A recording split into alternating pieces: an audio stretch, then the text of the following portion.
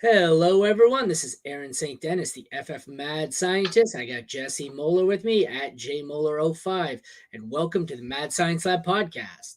Today, we are going to recap the NFL Week 11 games. We are recording, well, I guess we're not recording, we are live actually. Monday morning. It's been a chaotic week, so I have to check my dates. Monday morning, does that check out? We are on Monday. Yes. Yeah, Good. it does. I spent 20 minutes waiting in the wrong lobby because I thought it was Tuesday and we were doing the waiver show, but it is indeed still Monday. So we have not done the Monday night football game. That is what tonight? Chiefs, Chiefs, like the Eagles. best game of all time. Who did the That's Eagles so piss weird. off? They get the Bills next week, which right now it doesn't mean as much, but damn. It's rough running that gauntlet they're running right now. Feel bad for them. It's brutal. So we will get into it. Our first game here, we had Dallas 33 over the Carolina Panthers 10. Dallas moves to 7-3. Carolina 1-9. I heard rumblings that they may bench Bryce Young. Not sure to what end that would be. I don't think it's his fault necessarily. This team pretty much sucks. Dak Prescott had 189 and 2, only 22.6 fantasy points for a 33-point game. I would have expected a bit more, but he's been good again. I'm sure he's top 10. The running backs, we have Tony Pollard finally came alive. He had 12 carries for 61 yards and a touchdown, 4 receptions for 19 yards, so 17 and a half. And my bold prediction is he would be top 12. So I need the running backs in tonight's game to not pass him because he is sitting at 12 right now, and I don't want to be a liar on Fantasy Pros. I looked at him going, damn, he's RB12 right now. And I got to fade Swift and Pacheco today, so let's hope it's a passing game. Rico Dowdle didn't do much, 8 carries for 23 yards. Chuba Hubbard looks like the number one there. They split carries, 10 carries for 57 yards for Hubbard, 2 catches for 8 yards. Miles Sanders had 11 carries for 50 yards and 1 catch for 2 yards. So neither was great. 8.5 for Hubbard, 7.5 for Sanders. Passing game, this was actually a bad game for both of them in comparison to what they'd usually been. CeeDee Lamb failed to hit the record books there, did not hit 100 yards for the first time in what seems like forever. He had 6 catches for 38 yards and a touchdown, so not a great game by his standards. The touchdown saved it.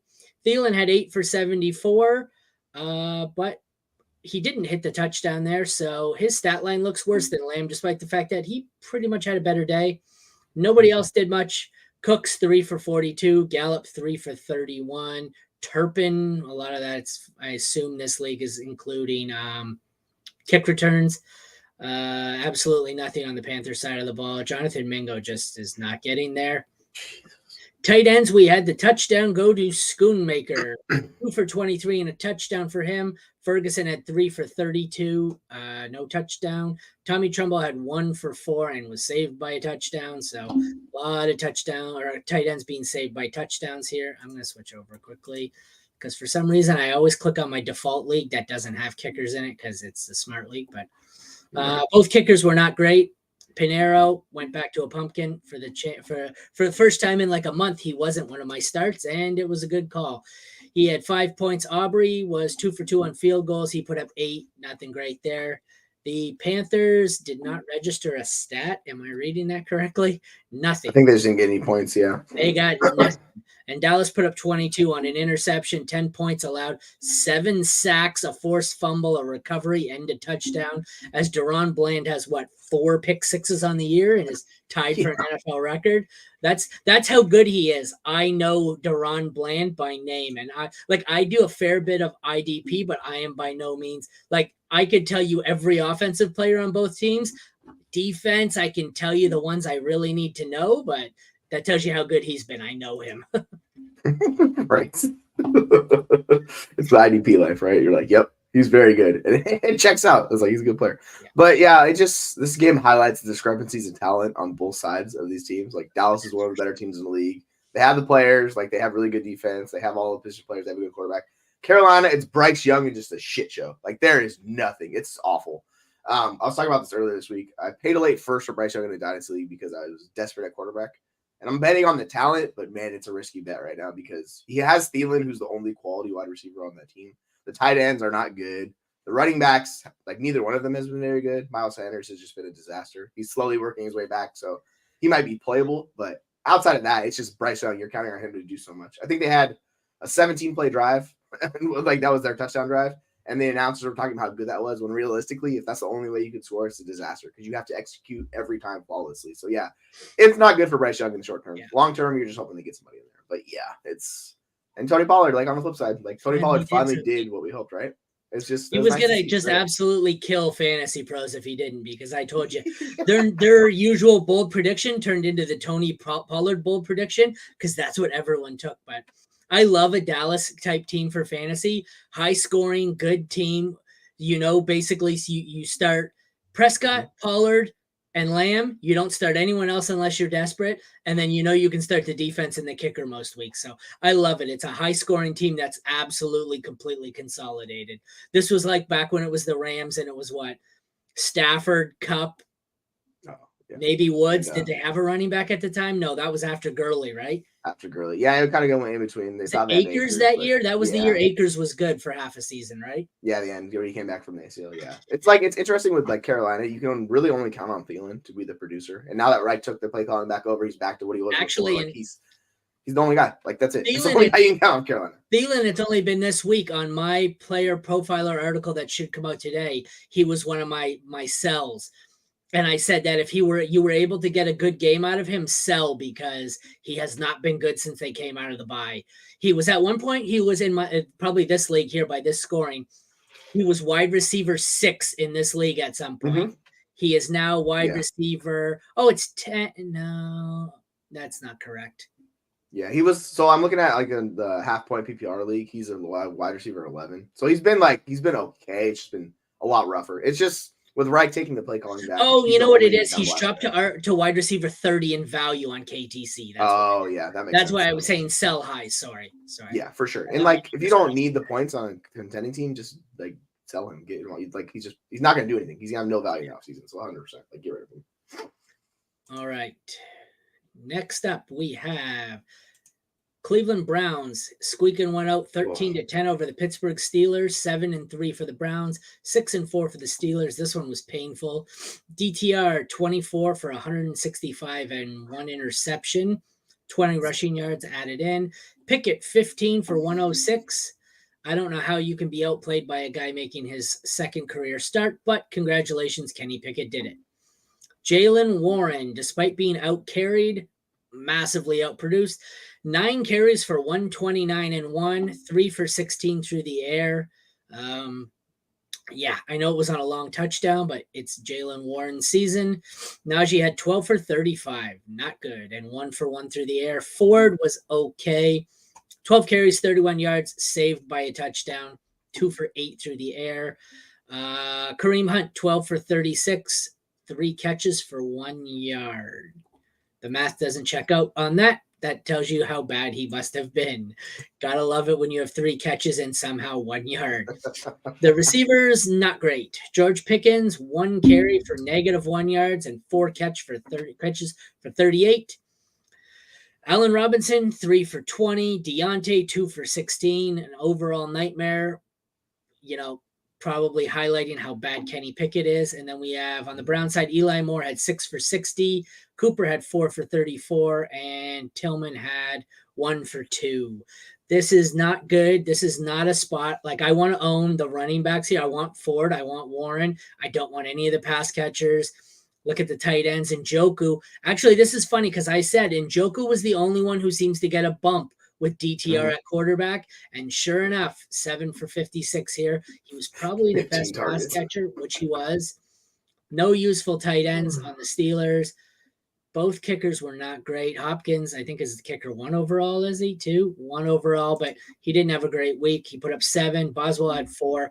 Both defenses put up 7, which is surprising for such a low-scoring game, but they didn't really get a whole lot of turnovers. So I think the takeaway here is these 2 quarterbacks are so bad. You don't want any of the pass catchers. I get it. DTR has room for improvement here, but they look like they were really babying him and using him as more of a runner, like a read option. David Njoku is one that's very interesting for me, though. He seems to have something here with DTR.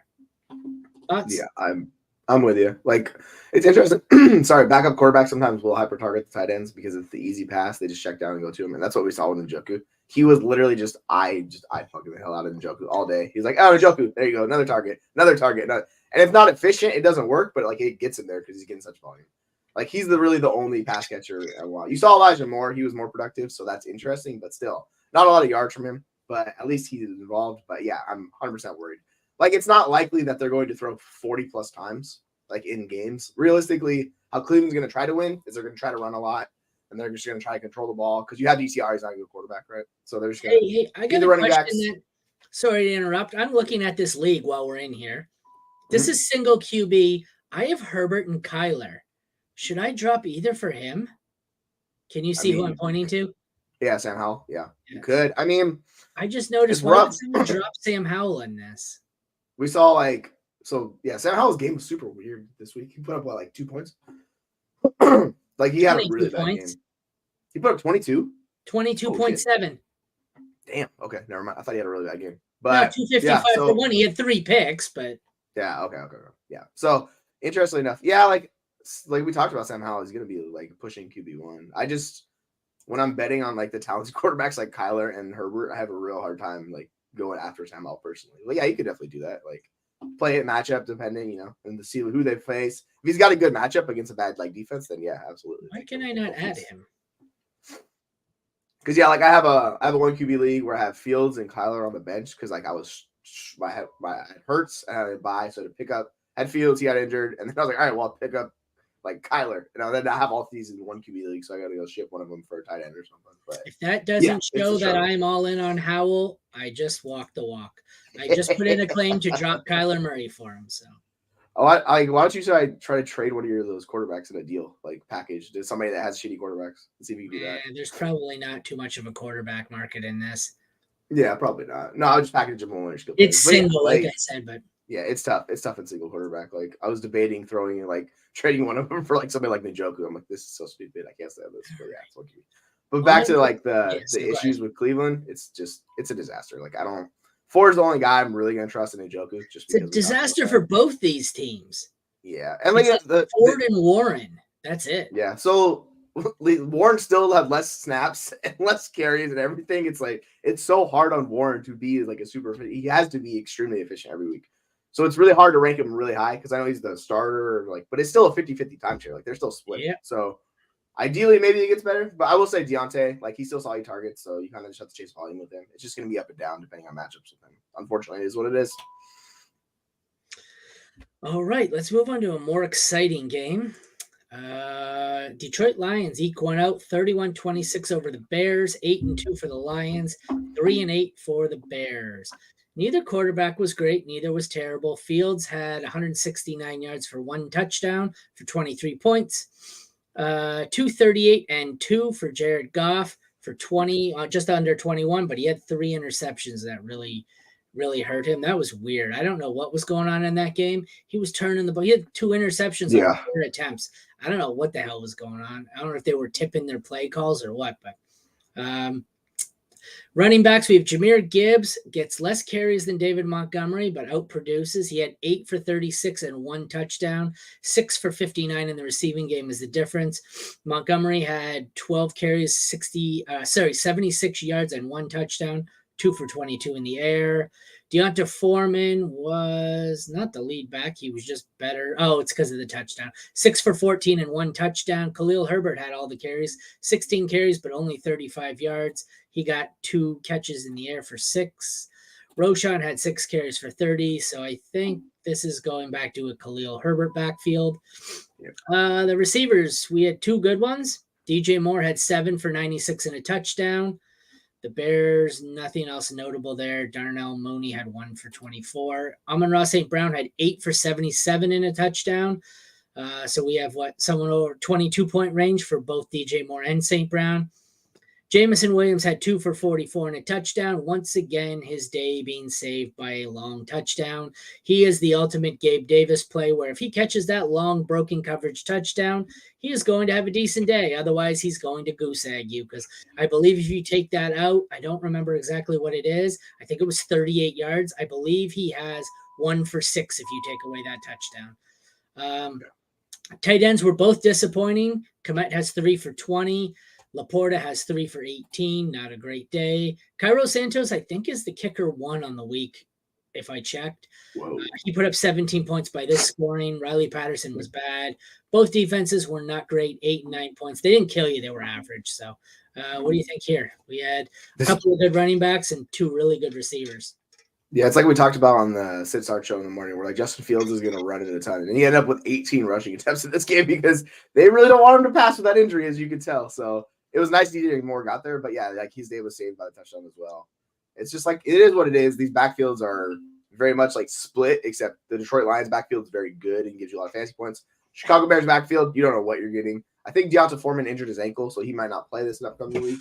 So it's more than likely Khalil Herbert. But on the Lions side, it's the Jahmyr Gibbs show. Like, he gets those receptions. It's just easier for him to score fantasy points. Like, he's just a locked-in stud moving forward. And David Montgomery is still like top 15. So you have 2 top 15 running backs. Wow. You have a wide receiver 1 and Amon-Ra St. Brown.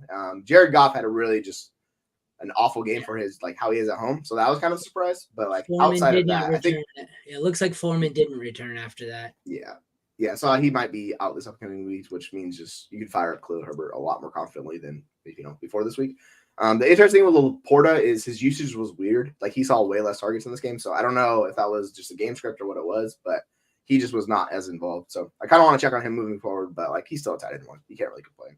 And yeah, it's just a good offense versus a not so good offense. Like, that's kind of is what it is with these 2 teams. Deonta Foreman, video suggests re-aggravation of his ankle sprain from earlier in the season. If active week 12, data would favor a heavily decreased workload. Yeah, that so we're not is playing. From Deepak Chona. So this is another one where I think it's kind of pretty consolidated here. I'm starting both quarterbacks as low-end ones, high-end 2s, probably low-end ones. I'm starting, I guess, 2 running backs on the Lions. I'm probably only starting Herbert, if anyone, on the Bears.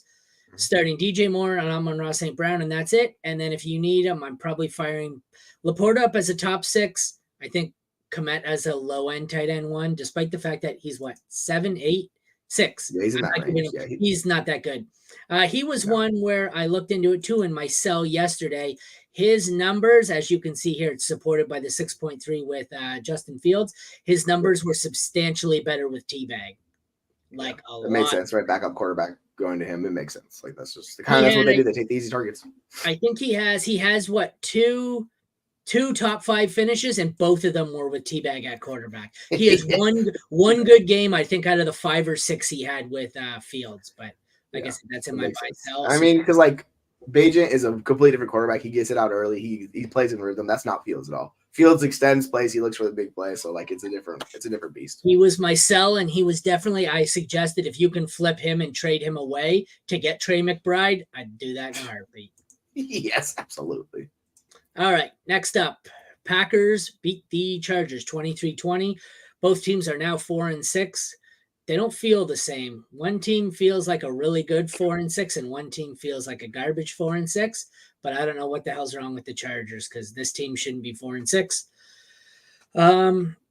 Herbert, 260 yards, 2 touchdowns, and an interception for just shy of 32 points. Jordan Love has 322 and 2 for 25 points. So good games from both QBs. None of the running backs did shit. 10 carries for 64 yards for Eckler, 2 catches for 6 yards, and a fumble lost. Ugh. A.J. Dillon had 14 carries for 29 yards after Aaron Jones left again. We said this in the pregame show, the sit start, that I don't ever like starting Aaron Jones because I feel like half the time he leaves. Well, this was the half where he left. He had 4 carries for 14 yards and left. The receivers were more impressive if you had the right one. Keenan Allen is obviously the one to own on the Chargers. 10 for 116 and 1 touchdown.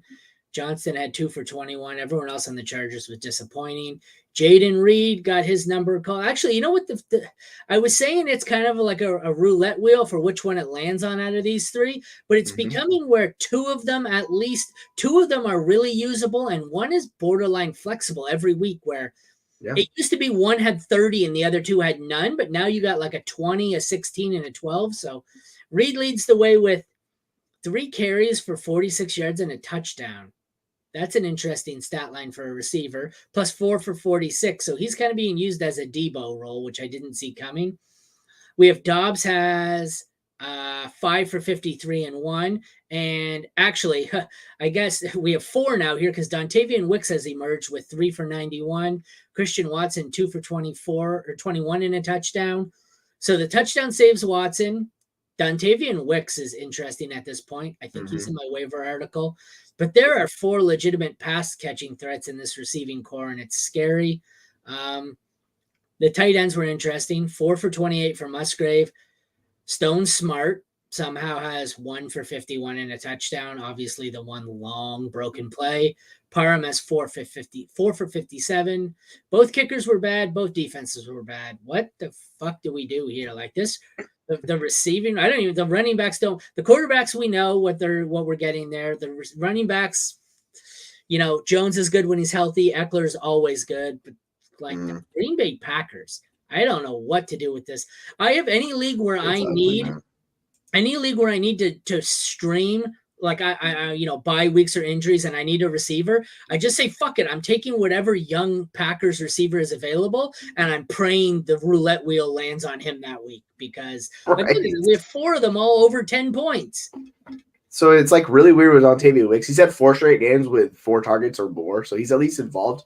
But his routes run, he only ran 15 routes last night. Like he's not a focal point of that offense, but it's just enough just to screw everybody else is kind of how it's going. So you add him on top of it, it's a cluster. I mean, obviously we thought Christian Watson was the best one of the bunch. It's been a disaster for Watson this year. It's hard to argue against he is him. A mess.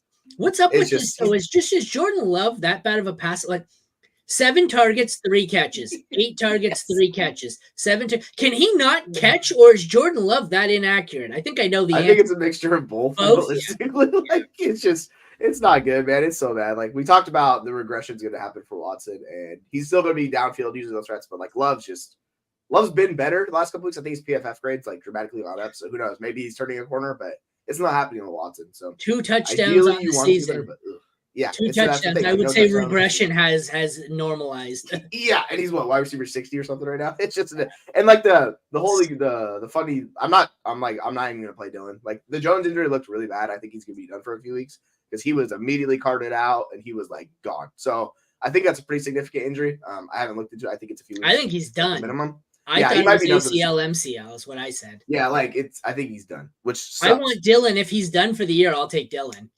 Yeah, he's gonna be a flex range like running back. It's just he's just not a good running back. He's gonna get there kind of carries for 29 fucking yards. That's what I'm saying. He sucks. Like he's not good. This is the thing with Dylan, man. It's just so not good. But he's gonna get there with volume. It is what it is. He'll be like RB30, some nonsense like that. By the way, did you see that Eckler run last night? He looked like he had no boost. He went down the sideline. Oh, I seen that. Someone said Eckler out here running like a fullback. I did see it. Yeah, he was. I was like, good Lord, Eckler. He's running like this, like use check, like at the goal line. I seen that. What was up with that? Is he that hurt or what the hell's going on? Was he just, I seen it out of context. So was this late in the game and he's just trying, no, they were losing. So he could have been protecting the ball. What the fuck is going on? He took it around the edge and you're like, okay. And like D linemen are chasing him down. He does this. I was like, dude, this is not good. Like, yeah, I think he's clearly hurt. He's just playing through it. Like, you can't be that slow. Like, you're not. He was never fast, but like he could at least break runs. This one looked rough. I was like, dude, sheesh. Thankfully, he's a great pass catcher, so he'll be all right. But yeah, it's just. And Keenan Allen. By the way, Quentin Johnston, way to cost Chargers a game. That was historically bad. I was like, oh my goodness. I didn't see it. What did he do? So like they were trailing late in the game. It was like 3rd or 4th down. Had him down the seam, wide open. Hit him in the hands. He drops it. Falls on his face, and they lose the game because of it. It would have been a walking touchdown, too, and they would have won. So, QJ, you should check out the highlight. It's really bad. It's like, oh, my goodness. I even offered QJ for Shaheed and Dynasty. Somebody turned it down. I said, what the? All right, yeah. Okay. And then I saw that play, and I was like, yeah, dude. Yeah. I'm going to try and bring up – I want to bring up the first one here. Can you see that? Is it showing up? That's the run. Okay. Yeah, it's so slow. It's just – it's so bad. There's no boost. I'm like, bro. What is going on here? Short, trying the left side, bouncing off Tech, and Eckler down the sideline, chugging inside the 20, and yanked down. Get more yards. It's so slow. I was like, Jesus. Why does Austin Eckler run like CEH now? What was the other one? QJ? What did he do? The Quentin Johnston drop. You could just type in Quentin Johnston. It'll pop up. It's really bad. Sorry, I haven't seen a couple of these highlights now. Yeah, that one right there. Oh, Jesus Christ. Brutal. Yeah, that was with the game on the line, too. And he drops it. And it's just like. Okay, well, I've been saying this and all year. People say, oh, it's a little early to give up on a guy after his second professional game. I didn't give up on a guy after his second professional game. I gave up on him because he can't fucking catch. So I will caveat by saying, if people are looking to trade him, don't do it yet. Do it in the offseason after they cut Mike Williams and or Keenan Allen, because they can't have both of those guys when the contract hits. So then you just trade him in the offseason with hype. Someone's going to hype him. You can get a second round pick for him. Yeah, but see, So that's the downside. People are saying the time to sell him was when Mike Williams went out, and everyone said, "Oh, here comes his opportunity." But now Mike Williams is out, and he's losing production to what? Well, I guess he was wide receiver 2 in this, but that's because Palmer and Dighton are both out. So yeah, exactly. It's the ideal situation. It's not good, man. I traded away Quentin Johnston in a few leagues, and I think whoever owns him now is eating him. So.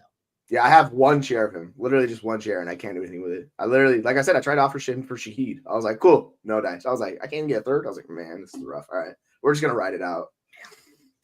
Next, we have Houston Texans 21-16 over the Arizona Cardinals. A lot of close games, a lot of ugly games. Texans moved to 6-4, Cardinals 2-9. Good games from both QBs. Kyler goes for 214 and 1 with 1 interception. CJ Stroud goes 336 for 2 and 3 picks. So we had a lot of 2 different quarterbacks who aren't typically turnover prone in Stroud and Goff really ruined their days with 3 interceptions. It's an odd week. Devin Singletary is something else. 112 yards, 1 TD on 22 carries. He was awesome. James Conner had all the work, 14 carries for 62 yards. Just didn't do much with it.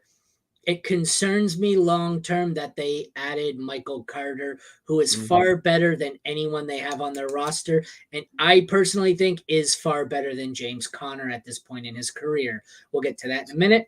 Though receivers is where it's at here. Rondale Moore was good. He had 1 catch for 48 yards and a touchdown. That's reliable production you can bank on.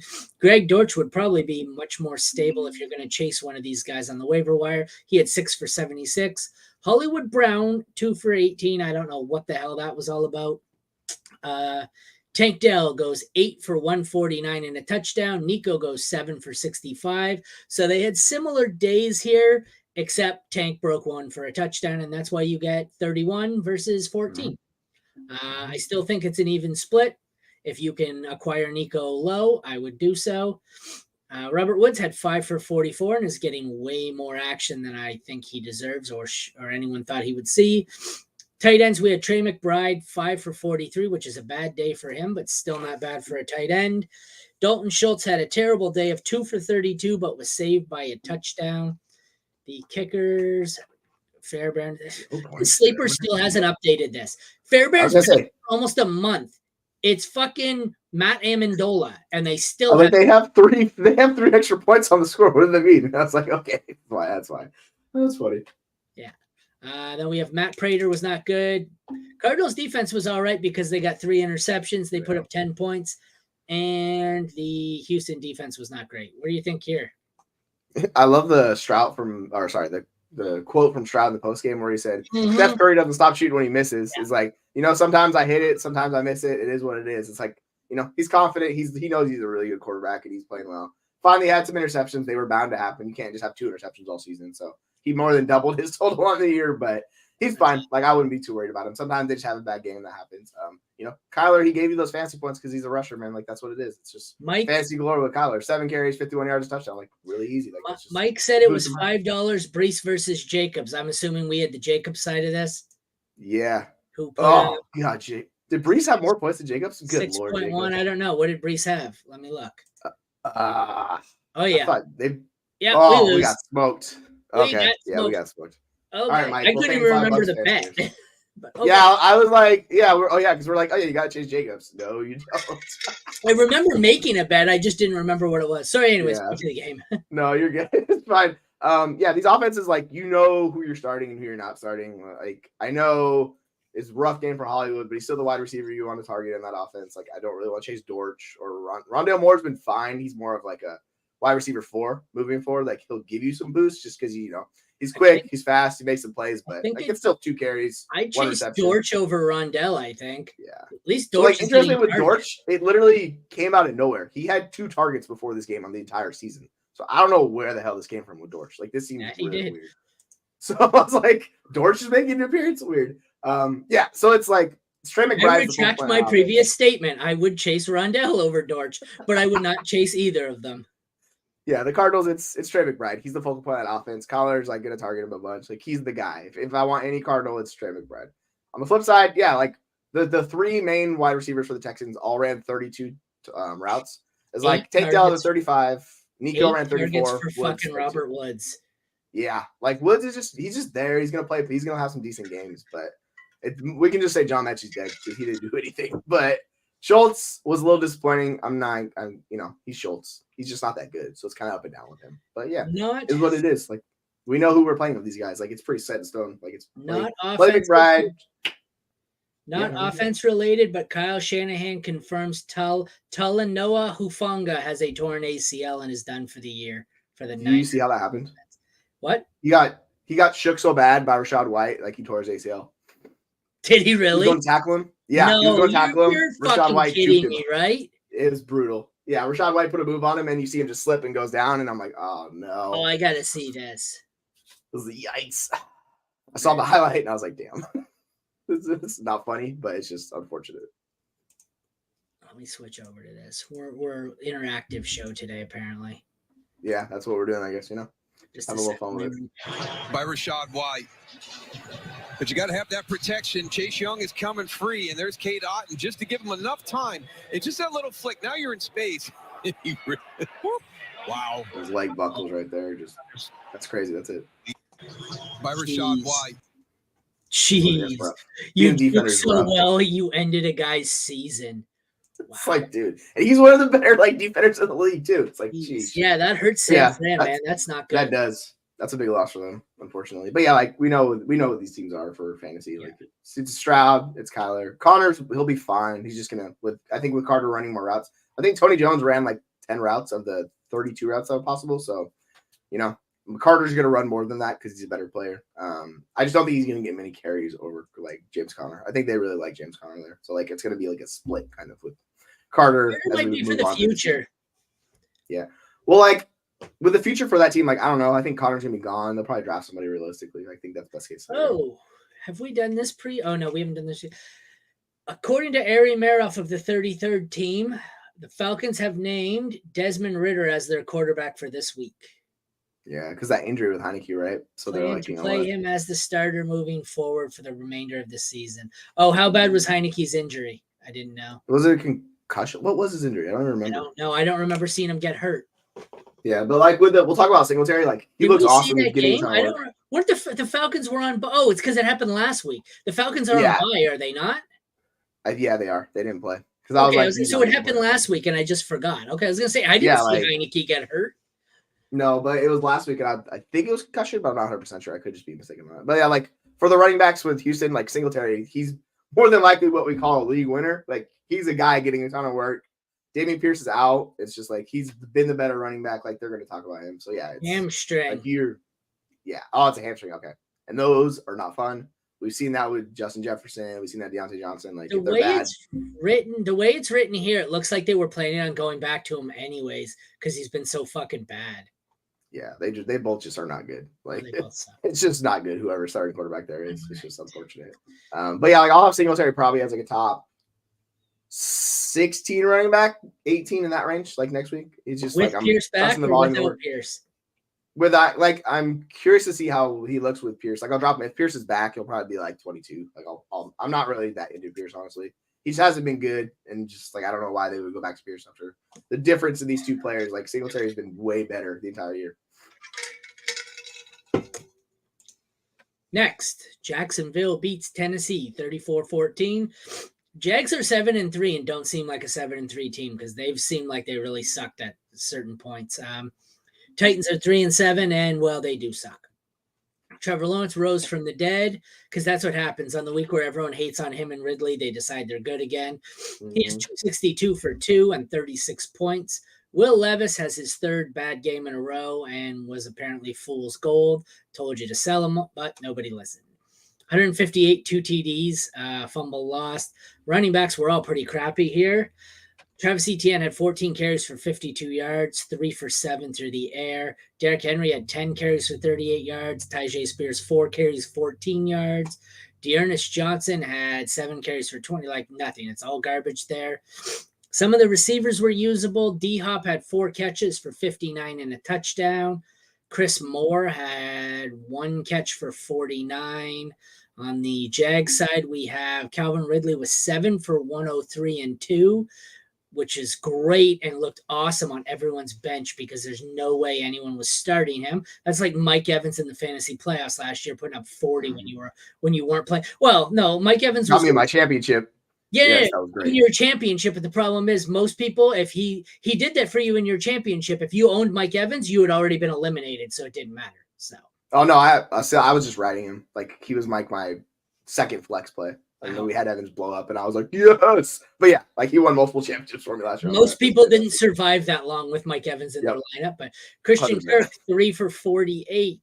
The tight ends were disappointing. 4 for 29 from Engram. Not even the rest of them aren't worthwhile. McManus was good. I hit on him again. He had 10 points, 2 for Folk. Titans don't register anything, and the Jags defense registers a 7. And I'd like to point out, after this week on my DST kicker streaming article, over the last 5 weeks, I am 20 for 20 on defenses, and I am 17 for 20 on kickers. Somebody please listen to me because I'm actually winning, and nobody pays attention. Oh, we're getting another notification. What is it? You gotta start making those bets on those bad boys. Be rolling in the dough. Yeah, but where can you really can I get a parlay of just playing defensive props and kicker props? That's the problem. Yeah. There's no market for it. It's more usable. It's real small. I'll tell you what I'm doing. Yeah. I'm winning a lot of games by listening to my own advice when I need to stream. Like the last few weeks, I had a lot of Buffalo, San Fran, and they were on bye, and I've had to stream these defenses, and I'm like, fuck it, I'll listen to my own advice, and it paid off. I think I had Washington's defense this week. That looked good. It's been a good week, but what do you think about this game? The touchdown regression for Trevor Lawrence finally happens. As like Etienne was getting all the touchdowns early, Lawrence got 4 in this game, so like his touchdowns hit.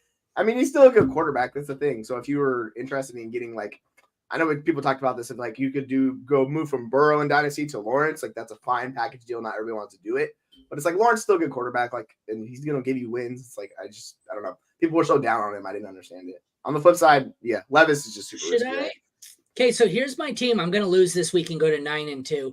I've got Lamar and Howell, and this is a win now team. I also have Burrow. Should I trade Burrow straight up for Lawrence? Yeah, like I'm fine with that move. Not everybody might. You could probably get something. Well, maybe not for this week since Lawrence just went off. But yeah, I'm fine making that move in Dynasty. I think Lawrence is tier 2. They're both tier 2 for me. So if you're confident in the talent of him, it's shoot. And then you don't have to ride the up and down with Sam Howell because Sam Howell is all over the place. That shit is a roller coaster, man. Okay, who should I ask for in addition? Just some I was thinking Rashad White or Zach Charbonnet.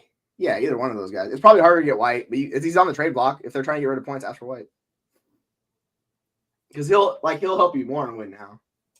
And see what they say. They might do it. I doubt it. These guys are something else. You'd be like, all right, what about Charbonnet? And then you just throw it to me on guy. It doesn't matter. It's one of those leagues where everybody knows everything. Yeah, I have one of those leagues. I can't remember the deal. Oh yeah, it was I sent Burrow for Tua, and the guy was or Tua for Burrow, right? And the guy was like, no, he's going to stay on my roster forever. He's never leaving. And I laughed. I said, oh, okay. He's like, all right, stop being a pussy. I was like, dude, what? I just laughed at your response. Okay. All right, fun chat with you, buddy. What TV show? That reminds me of the TV. What TV show is it? Promise me you'll never die. I love you. I'll never die. Yeah, that's how rational that is. He'll be on my roster forever. Okay, dude. So with Calvin Ridley, we'll talk about him for a second. You just have to ride the Calvin Ridley wave if you have him on your roster. Because he's going to blow up. He'll kill you. It's kind of like you're talking about Gabe Davis. He's going to hit every once in a while. You have to just be comfortable riding the variance with him. You know what? I wanted to go back to that one sec. Yeah, I had I thought of I seen an interesting, I think it was a Reddit post the other day, and people couldn't believe it. A guy was showing his dynasty startup when his league started. It was something ridiculous. I think this was their 20-year anniversary. It was 2023. The first quarterback he ever drafted was Tom Brady. He had Brady on the roster the entire time until he retired. Like if you were to, all these people say, oh, well, he has a great 5-year window. What are the odds you get a 20-year run with the same player? I mean, having a 20-year dynasty league is something else, but having Brady, and he had the documentation to prove it, having Brady on your team on dynasty for the entire 20 years is something else, man. I remember the Dynasty Nerd you guys were talking about. They drafted one. I think it was Dynasty Rich. He drafted Drew Brees and it started out like the first year, and he just had Brees for like 15 straight years. He was like, it was incredible. I was like, yeah, dude, like that's fantastic.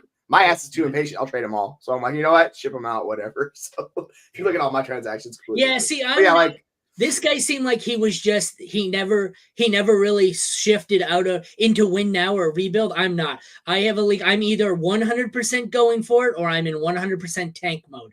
I am not an 8th place sneak into the playoffs kind of guy. Yeah, I got a buddy in our league. He's really like all invested. He just traded for Burrow. He got injured. He picked up Dobbs. He was terrified he was injured. He had Aaron Jones. He had T. Higgins. He had Darren Waller. He had a couple other guys all been injured this year. And he's like, dude, I'm cursed. I'm like, and he's all in. He has like no draft capital anymore. I'm like, yeah, that'll happen sometimes if you do that. It is what it is. It just sucks. Sorry, Ridley. You were talking Ridley. Maybe yeah, so like he's a roller coaster. I hate Ridley. Yeah, you got Robin Kidley, as we'll call him. You got to ride the wave with him. It is what it is. He'll blow up every once in a while. Kirk was fine. Like, it wasn't great, but he still targets, so it's, it's all good. On the flip side, Hopkins, it really depends on Levis. They only threw it 17 times. I don't understand why they only threw it 17 times. They were blown out by 20. I don't get this at all. But Ridley's fine. Like, he's not a terrible wide receiver. He's just not an elite wide receiver anymore. So, sorry to interrupt you again. We have a ton of updates coming out. Dolphins rookie Devon Achane re-aggravated the same knee injury during Sunday's game that sidelined him for 4 games. Will not require surgery, but he will be out a little while. The team is gathering more information on how to proceed next. They're probably going to shut him down, I'm guessing. Like, that's just my assumption. They just shut him down. Yeah, not good. Like, you re-injure that same knee, it's like, dude, it's just, we're just going to. I have had on 2 separate occasions where I have a couple of shares. I got a ton of, I don't know, I think I told you this back during draft season where I stacked a lot of Jeff Wilson and Raheem Mostert back-to-back in like rounds 15, 16, 12, 13. So I've got a lot of Mostert. And there were a lot of leagues where I said, oh, fuck, I got to sell Mostert. And this is twice now where I've held on to him, hoping for one last week. And then Achane has gotten hurt and where I'm like, he might be usable again. So, yeah. Like it's just unfortunate because he's such a good talent and he's getting injured. But yeah, like back to Jacksonville. Interesting with ETN is weird. Like, because this game was a blowout, if you look at the usage, the other guys got more carries than they normally do. But he's been really good. He's top 3. Like, he's fine. It's just he's a little more touchdown dependent than, like, the McCaffreys, the Ecklers, and those guys because he doesn't catch, passes as much. So that's why you see Bigsby and Johnson with however many, like, 17 carries or whatever. Like, that shit ain't staying. So it is what it is. And, yeah, the Titans offense, man. I don't know what you do. When they get behind, Derrick Henry can't do anything. It's just Tajay Spears didn't do anything. It's really just – it's up and down roller coaster with them. Yeah, they suck. So, like, it just is what it is, unfortunately. And yeah. All right, we got to speed up a little. We're taking our sweet time here. We still got 1, 2, 3, 4, 5, 6 games left to go. Ooh, baby. 45 minutes. Okay. Dolphins 20, Raiders 13. We've got Tua goes for 325 and 2 touchdowns and an interception. Aiden O'Connell 271 and 1 with 3 picks. A lot of 3 interception games from quarterbacks this week. Mostert 86 yards, no touchdown, puts up 13 points. Jacobs goes for 39 and I thought he had a touchdown. Oh no, he didn't have a touchdown. That's what killed us. Then he had 1 reception for 12 yards. Ahmed chipped in 3 carries for 6 yards and then 3 for 25 and a touchdown in the air. The receivers do what they do. Tyreek Hill had 10 for 146 and a touchdown. Waddle disappointing again, 4 for 55. Devontae 7 for 82 and a touchdown. So we have 2 really good assets here. Jacoby Myers puts up a similar stat line to Waddle, 4 for 49.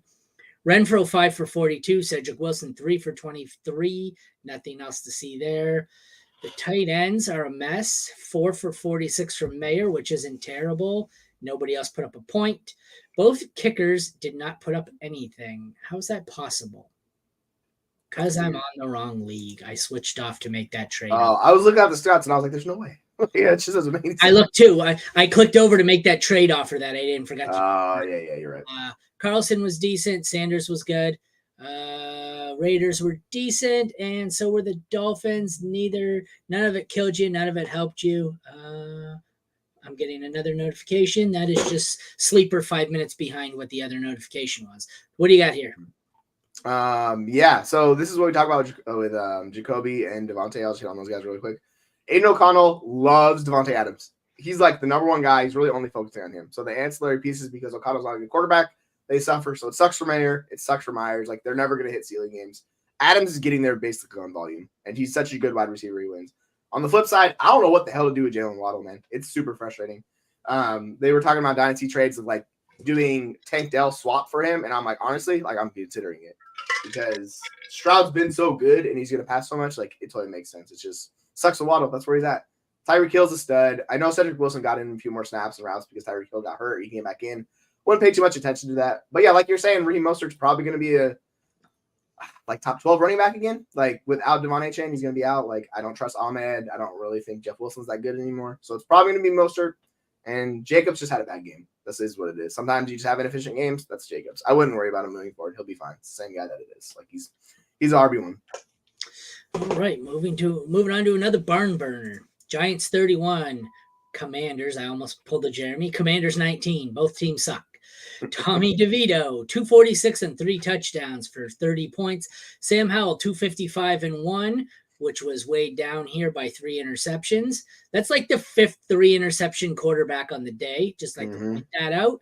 Saquon Barkley goes 14 for 83 and then 4 for 57 and 2 TDs through the air and killed me in the other league that I was 9-1 in. Thank you for that.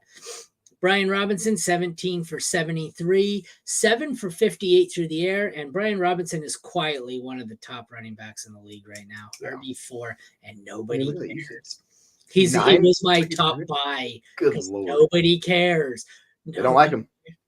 It's one of those that's like Rachaad White. We don't think he's good. So we're like, oh, he sucks. But he's winning you leagues. Yeah, but he's putting up numbers. Rachaad White is like, what, RB15? We'll see in the next game. Yeah. Slayton, 4 for 82 and a touchdown. Wandell, 1 for 2. Sorry, 3 for 35 and 1 for 2 on the ground. Dotson, 3 for 23, saved by a touchdown. McLaurin, 5 for 43, not saved by a touchdown. Excuse me.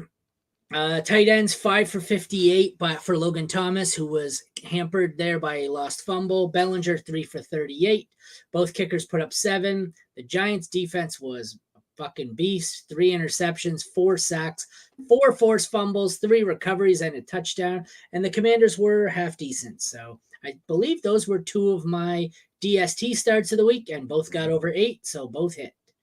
What do you think about this board? All right, so if you can move DeVito for anything in Dynasty, do it now, because Washington's the worst defense in the league. This is like the one game he's going to be good. Look at his projected points. It's like 8, 9, 5, 6. Like, he's not good. He can't support like the RB3 projections is what you're telling me. Yeah. It's like, it's rough. So, yeah. If you can get a 3rd-round pick for him in Dynasty, I'm taking that. Like, he's going to have no value in the offseason. Like, just get out. Like, this is the one window. It's like, cool, sell him for anything. Yeah, I don't want any of the wide receivers. I don't want the tight end in New York. It's just the Saquon Barkley show. Saquon Barkley did his thing. Like, that's what it is. Sam Howell was gross in this game, but he got there with volume. Like, he came back. Still gave you. Howell's gross in every game. Yeah, it's like, I think he gave you, I'm looking at my half PPR league. I think he got 17 points. So still respectable, very good. And yeah, B-Rob is a locked in RB1. Like, he's probably a top 5-6 moving forward. Like, this usage is absurd. 9 targets, 17 freaking carries. Like, I don't care about Chris Rodriguez. It's whatever.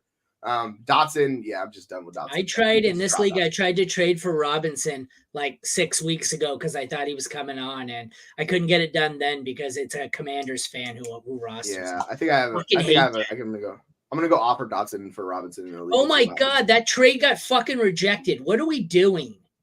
You should be like, what do you want? Be like, how much more do you like? He's last place and winless and just turned down Joe Burrow. Oh, what? And he doesn't need Rachaad White. Like, yeah, it's whatever. What did I tell you with this league? What did I tell you? Everybody knows everything. I got managers like that all the time. I'm like, bro, like, think about your team on the long term. Like this is such it's whatever. Well, just there's dumb. a reason there's a reason he's winless and in last place. He won it they're year bad one. managers. He sold out everything to win year one, Oh and no, is last place now. So yikes. Yeah, and like Logan Thomas, he's just up and down. It's just kind of just sometimes it works, sometimes it doesn't with him. It's just he's a mid-range tight end too. I wouldn't worry too much about him either. Moving on, San Francisco 27, Tampa 14. Tampa is 4-6, and they might still be in first place in the division. San Francisco 7-3. We have a big game from Brock Purdy, 333 and 3 touchdowns here. Baker has 246 and 1 touchdown, 1 interception, but a fumble lost. That's an odd stat line. It seems like that number would be higher, but I guess the interception and the fumble kills him. Yeah. Rashad White, the answer to my question, is RB6. So he's another one. I didn't think he was that high up. He's gonna get both those guys. Yeah, it's like good. 9 carries for 30 yards, but 1 touchdown saves him. He made it all through the passing game. Well, I guess 6 receptions. Not a great game here, but this is why Rashad White is undervalued, because the number, like the end fantasy value, is a lot nicer looking than the stats. Like he has a combined 58 yards here and somehow puts up 18 points. That's ugly. I don't know if I want to bank on that. Edmonds puts up 4 for 8 yards. CMC, 21 carries, 78 yards, 5 for 25 and a touchdown in the air. The receivers, Mike Evans goes 5 for 43, saved by a touchdown. Godwin, 6 for 39, not saved by a touchdown. It's amazing that Raheem Jarrett only had 1 catch on 2 targets, because I swear to God, every time I looked up, Raheem Jarrett was being targeted. So, breaking news: Tim Boyle is going to start for the Jets at quarterback. They announced that last night, didn't they? It just popped on Fantasy Life. So I don't know. I think they're delayed because I thought Rap Sheet reported that last night. Oh, he could have. Yeah, I don't know. Brandon Ayuk, 5 for 156 and a touchdown. Debo, 3 for 63. Not a great game there. Tight ends, George Kittle has another blow-up game. I'm really glad this league, I tried to trade him away. Actually, in the other league, tried to trade him away for Ingram. Glad I didn't do that. 8 for 89 and 1 touchdown. K-Dot, and we have 4 for 49. Not great, but against this matchup, not too bad. Moody was decent for 9 points. Chase McLaughlin sucked. The Bucs defense sucked, and the Niners put up 10 because even in a not great matchup, the Niners defense is still the Niners defense. What do you take away here? Brock Purdy is legit with the weapons back. Like I get it, people don't like him, but he's got all those weapons. He's going to be very good, especially when he plays bad defenses. Like it's good. So I interestingly offered Purdy on a team that I'm tanking for Watson in like a deal, and the guy was like, or not Watson, I was offering Watson for Purdy, like flipping them because I have injured Watson and he had Purdy. He's like, no. And I was like, all right, whatever.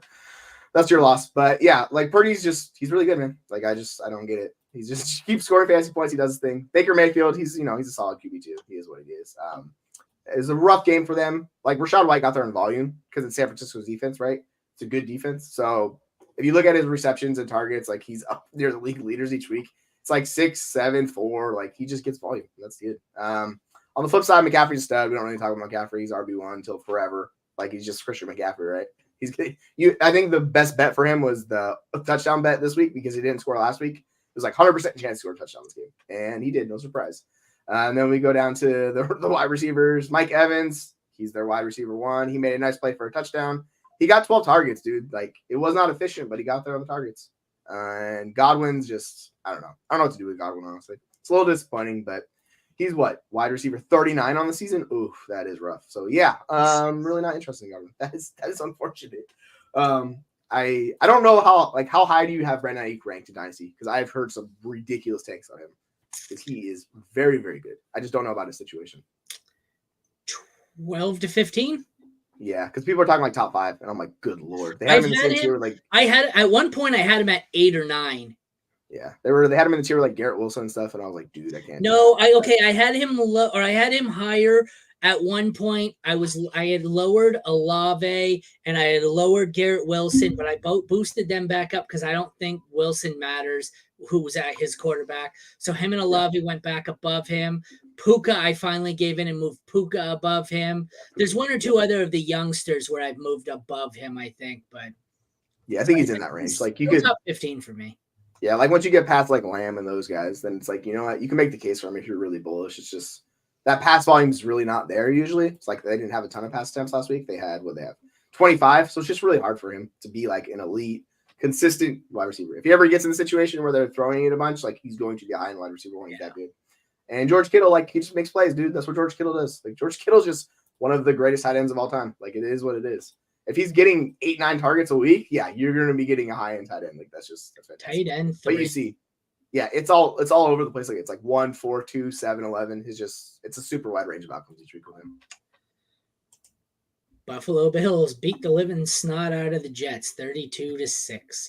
Jets defense is good, but not good enough in this one with their offense being that terrible. Zach Wilson has 81 yards, a touchdown, and an interception in what is likely his last start in the NFL. Tim Boyle comes in for 33 yards and interception, so not much better. Josh Allen, 275, 3 TDs and an interception. He had 31.5 points. The running backs were good. Breece Hall has 10 carries for 23 yards, but gets 5 for 50 and a touchdown through the air. Abonaconda didn't do much. Dalvin Cook didn't do much. James Cook has 17 carries, 73 yards, and then 3 catches for 29 yards and a touchdown. Ty Johnson was somehow involved. Why are we getting the same notification for like 9 different things about Zach Wilson? Ty Johnson, 3 carries, 11 yards, 3 for 47 and a touchdown through the air. That was an interesting one that came out of nowhere.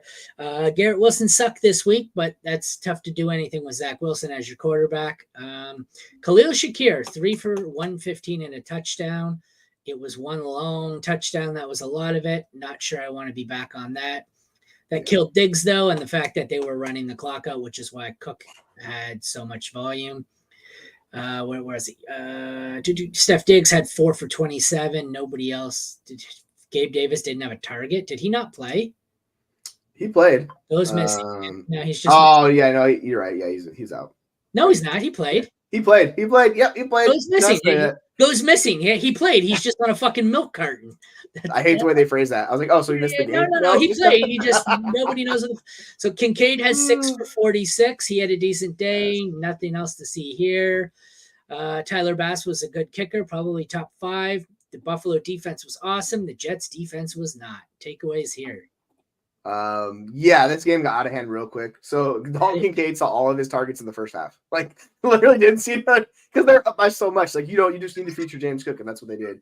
So it's nice to see James Cook like dominate that backfield. It'll be interesting if Joe Brady continues that usage with him because that's a much more efficient back where he's going to be a valuable asset for you long term. So we'll see how that shakes out. But like I think the shift moving on to Joe Brady, the offensive coordinator, is probably a good thing for James Cook and how they're going to use him. Josh Allen, even if he turns it over, man, it doesn't freaking matter. Josh Allen's a fantasy stud. He just puts up points. Even with the interceptions, it's like whatever. He's just a stud. Yeah, Diggs had a frustrating game. He played Sauce Gardner. That's bound to happen when elite guys go against each other, right? So he saw 8 targets, but if you go up against Sauce Gardner, sometimes you're just going to lose. And on the flip side, it's like in that one for a sideline fight at the end. Somebody did. I can't remember who it was. He was involved. I don't remember if he got tossed or not. Yeah, there was somebody tossed like midway through the game. There was I can't remember who it was, but there's a lot of ejections yesterday. Yeah, and on the flip side, it's like Garrett Wilson is playing Sauce Gardner each week with how bad his quarterback is. So he's just getting there on volume. It's been a disaster, man. It's so unfortunate. He's still on pace for well over 1,000 yards. Like he's still doing very good, but it's just when you're crippled with the CFL quarterback, it's there's not much you can do for Garrett Wilson. So it's just unfortunate. He's a good buy low in Dynasty because people are probably gonna get fed up with him. But outside of that, like I really don't want Garrett Wilson to redraft. It's just unfortunate and it kills you each week. The tight ends, it's like, yeah, it's Dalton Kincaid. He's the tight end one. I don't want any part of the Jets tight ends. I don't want any part of their ancillary options. And Breece Hall, dude, this is they have 2 of the best like running back and wide receiver players in the league. So Breece Hall, he can have these games where he blows up for you. Garrett Wilson, same thing. It's just you could just get a bet on talent with him, but it's that idiot super busted. That Twitter idiot offered me Tyler Conklin for Puka Nacua in the league where I lost Mark Andrews. You're like, bird. Get the bird for that one. Yeah, have fun with the garbage on waiver wire. Well, that's all right. I went and I added Michael Mayer and Trey McBride instead. Thanks, though. Is Conklin even like better than the garbage on the waiver wire? Like, not really. No. It was kind of that was the fun. He picked like the 5th best garbage off the waiver wire. And then I was like, oh, I'll just take Trey McBride. Thanks. So right. Like that's what like a lot of people struggle with those dynasty terms, the moves. It's like trade him for this guy. It's like, no, just trade for a tier of guys. Just take the cheapest guy of those. It doesn't really matter.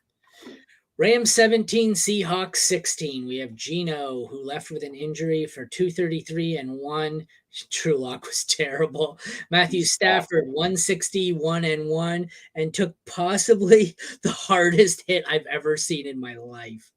Did you see this hit? Yeah, it was. He got rocked. Yeah. Like, oh my gosh. Oh, good God, it was brutal. The running backs.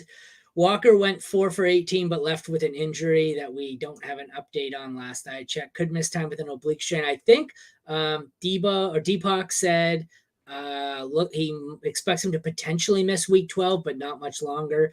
Charbonnet, if he is out longer, is a league winner. If not, he's probably worth holding anyways. He had 15 for 47, so he wasn't efficient. He just had so much volume, 6 for 22 in the passing game. Similar for Henderson. Well, not similar, I guess. Similar end number, but it was all on a touchdown. Royce Freeman had 17 for 70. Royce Freeman led them in carries. That's horrifying. Yeah, he was just better back. Like, it was weird. They only had 6 carries for Henderson, so I don't know why they decided to shift. And Henderson was the pass catcher, so go figure, because he's not a good pass catcher. So I don't know what to take away from that game. Terrifying. DK 5 for 94 and a touchdown. Lockett 5 for 51. JSN 3 for 40 and Bobo 1 for 8. On the Ram side, we have Puka Goween 5 for 70 and a touchdown. Trammell comes out of nowhere with 3 for 23. Not much else to see here. Tutu Atwell 1 for 17. Cooper Kupp 1 for 16, but he left as well. Yeah, that's ankle rough. sprain. He re-injured that ankle. I look, Deepak says he expects him to play next week just with a slight performance hit. None of the tight ends did shit. Jason Myers at kicker was good, and the defenses both sucked. This game was a fucking nasty, ugly one. This game was wild. So as soon as we saw Drew Lock coming in, I go, fuck, Seahawks are going to lose. And Drew Lock was terrible, and he turns it over, literally cost them the game. It's just they had to bring Geno back with his hurt elbow. He guided them down for a chance to get a game-winning field goal. They made a really blunder with like 26 seconds left. They could have spiked it, but they ran a play. So they had more time than they chose to. I don't know what they were doing, but they still had a 55-yard attempt to win it. So he gave them a shot. But yeah, if you ever have Drew Lock or Zach Wilson starting quarterback, you're just not going to win. Like, that's just what it is. They are awful. Stafford played a lot better. It's just, and with the injury to Kupp, if Kupp's out, like Puka's going to be pushing wide receiver 1 for me. He's going to see an absurd target share usage. Like, he's going to be up there. And yeah, like I put out a tweet earlier, like last night, where I was like, oh yeah, I guess Zach Charbonnet's the winner. And everybody's like, have you seen his schedule? And I'm like, have you seen his volume? It doesn't really matter. Like, he's going to be a high floor play. And if he hits big plays, like, it'll be, it's just like, I don't understand people. We may get to the fantasy playoffs with a record number of starting quarterbacks in the lineup, because it looks like the Browns starter next week is going to be Joe Flacco. And if it's not next week, it'll be the week after. Yeah, and Geno might not play this week because of that elbow. Like, they talked about it. So if Drew Lock's playing, I'm benching every Seahawk except for Charbonnet. Like, I'm not trusting his Lock for anybody. Like, there's no way. Anything else to take away from this before we get to the last game? I'm glad we started early because we are going forever. And we didn't even have to do the Thursday nighter. We're just a marathon today. Yeah, no, we're good. Okay. Well, let's wrap it up with Denver, Minnesota, 21-20 for Denver, which was a surprisingly entertaining game. I am happy Denver pulled it out because I like the Lions as well as the Saints, and fuck Minnesota. Russell Wilson, 259 and 1. Josh Dobbs, 222, 1-1. I think this is where we start to see Dobbs taper off. So what does he have? 27, 20, 27, then nothing, garbage. So it's 28, 28, 27. This is where I think we start. I said I thought it would last a little longer. I thought he would get to the fantasy playoffs before dropping a dud because of these Chicago and Vegas are good matchups. But I don't know. I think we could see his usual boom or bust where he starts to taper off. Ty Chandler, 10 for 73 and 4 for 37. Alexander Madison had 18 for 81, and I listened to part of this or watched part of this game. I had to listen to them talk up how they finally started to see what everyone in Minnesota is seeing and how great Alexander Madison is. And I was wondering if they were watching the same broadcast because Alexander Madison's dog shit. Samaje Perine had 7 catches for 60. Javonte had 11 carries for 37 yards.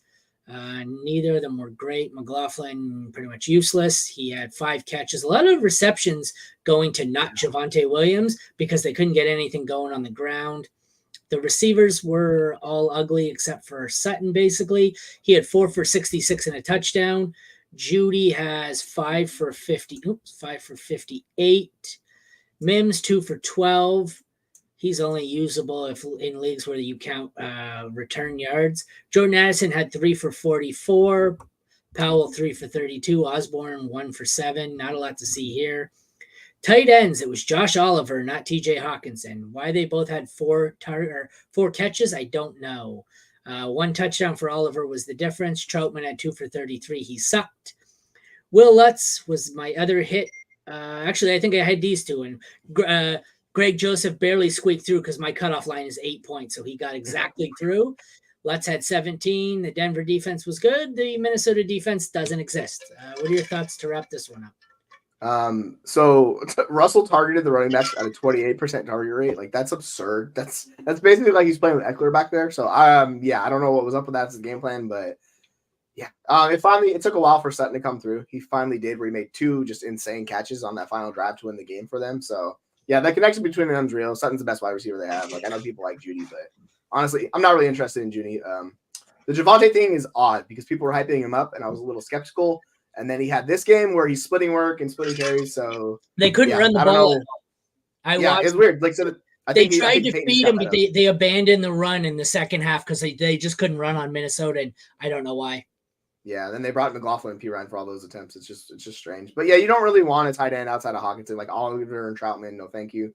Hawkinson took a while to get going. Oliver caught that 1 touchdown early on, but then Hawkinson finally got going. It's just a little tougher with Dobbs, right, for these pass catchers, right? Without Justin Jefferson, it's forcing Addison to be a role he's not like really capable to be a true wide receiver 1X in an offense. So like it makes it harder on him. So we need Jefferson back, and then they both can kind of cook together. And yeah, I think Ty Chandler's just a better running back, like you're saying. So I'd much rather have Chandler. But like Dobbs, he's going to give you fantasy points. It is what it is because he rushes, and he had more points than Russ. So I'll take it. It's just he's not 21 yards on the ground. Yeah, this is what it is. Like, and if he gets a touchdown, he made a couple boneheaded plays. He had a chance to win the game for them. He gave him a shot. So it's just he's better than the other option, like Nick Mullins or whoever else is there. Yeah, I guess he's probably like QB8 right now based on just how many backups are starting. Yeah. There's only 7 healthy starters, so I guess he's a top 10, but it's strange. It's a strange year.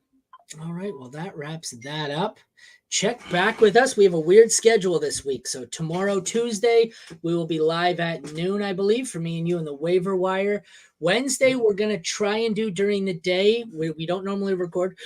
We don't normally record or go live Wednesday, but we are going to somewhere or between lunch and dinner because we got to get the previews out for the Thanksgiving games early. So catch us. Look for my tweet sometime during the day tomorrow or Wednesday. We're going to get out a show on Wednesday to preview the Thursday games, and then we'll be back for our usual times Thursday, Friday for the game previews. For Aaron and Jesse, thank you for tuning in to the Mad Science Lab podcast. Take care, everyone. We'll see you tomorrow with the Waiver Show.